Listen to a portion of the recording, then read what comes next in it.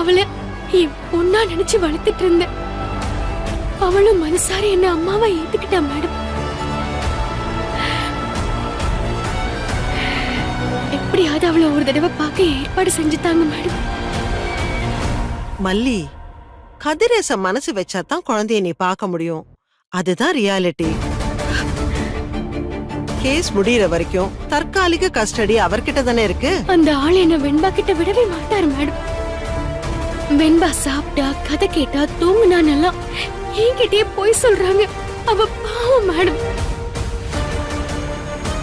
கதிரேசனும் நிஷாவும் குழந்தைன்னு பார்க்க மாட்டாங்க. நெஞ்சில வரைக்கும் இல்லாத ஜென்மங்க. அவங்க கூட குழந்தை என்ன பாடுபடுறாளோ தெரியல.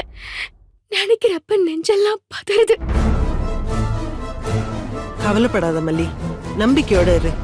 என்ன செய்யலான்னு நான் பாக்குறேன்.